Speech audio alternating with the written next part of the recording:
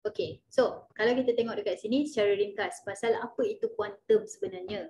Okay, so dia nampak macam complicated tapi sebenarnya kuantum ni dari segi perkataan dia sendirilah. Quantum of energy ni adalah discrete energy packet and not a continuous energy. Kuantum tenaga adalah paket tenaga yang discrete dan bukan tenaga selanjar. Okay, contohlah selanjar tu maksudnya katakanlah kita ada satu bekas dan dalam dia ada air. Air tu bila kita tuang dia akan mengalir. Mengalir. So mengalir tu dia adalah selanjar, dia continuous.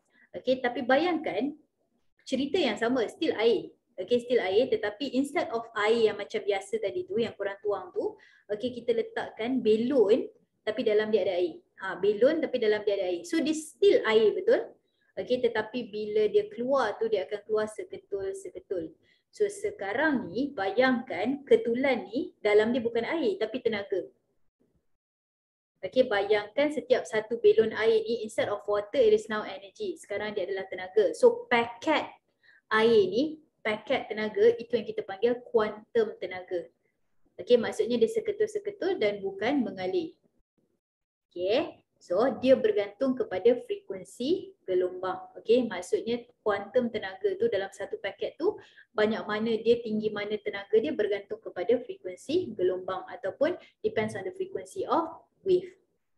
Okay, so photon. Photon tu apa? Photon adalah light energy transferred in quantum energy. Okay, maksud dia tadi kita cakap pasal satu ketul ni dalam dia ada tenaga. Okay, so itu secara general, secara am. Okay, foton ni benda yang sama dalam satu ketul tu ada tenaga tapi spesifik untuk cahaya. So itu adalah foton.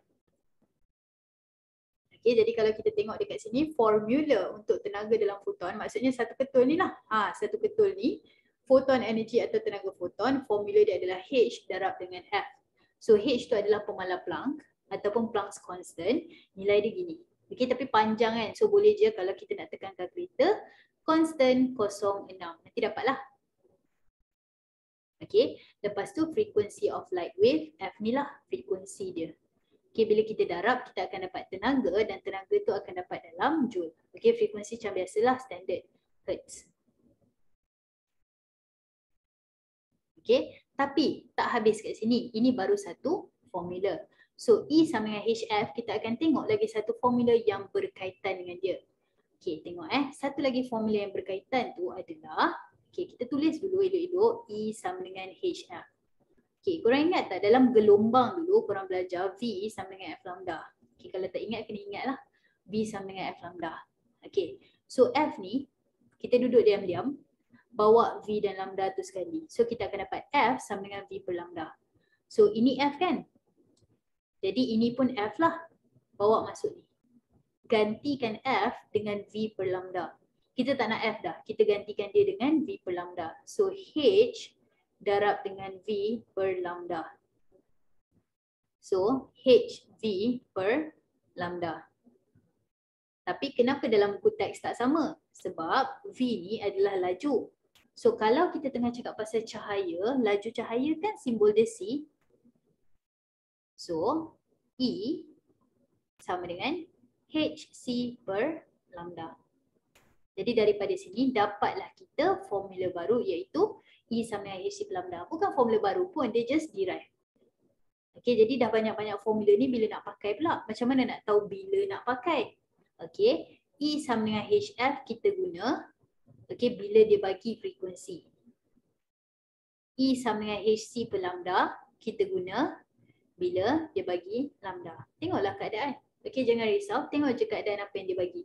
So kalau dia bagi frekuensi, pakai frekuensi. Kalau dia bagi lambda, pakai formula yang ada lambda. Okay, kita try tengok contoh.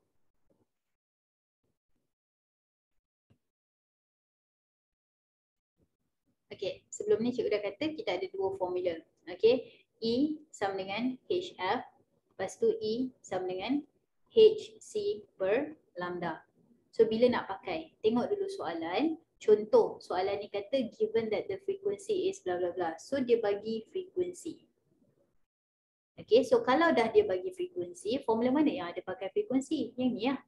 So kita akan guna formula ini untuk jawab soalan yang ni. Okay, lepas tu kita tengok soalan seterusnya, given that wavelength adalah banyak ni. Okay, so kalau gitu, kita pakailah formula yang ni pula untuk jawab soalan yang bagi wavelength ataupun panjang gelombang. Okay, kita try. H tu adalah kurang tekan constant 06 pun boleh. Okay, lepas tu darab dengan frekuensi 7.5 darab 10 kuasa 14. Okay, tekanlah kalkulator. Constant 06 darab 7.5 eksponen 14. Kita akan dapat 4.97 darab 10 kuasa negatif 19. Jangan lupa unit joule. Gitu. Okay. So untuk yang ni pula H constant 06 darab dengan C. Okay. Walaupun dia tak bagi tapi C tu adalah speed of light. So kena tahulah 3 darab 10 kuasa 8. Okay, constant. Speed of light adalah 3 darab 10 kuasa 8. Bahagi dengan lambda 300. Salah. Kenapa salah? Sebab lambda tu kena dalam meter. Dekat sini dia bagi nm. Nanometer. So nano adalah darab 10 kuasa negatif 9. Tekanlah kalkulator. Constant 06 darab 3 eksponen 8 bahagi 300 eksponen negatif 9. So kita akan dapat 6.63 darab 10 kuasa negatif 19 Joule. Okay, itulah caranya untuk gunakan formula E sama dengan HF dan E sama dengan HC per lambda dalam satu soalan.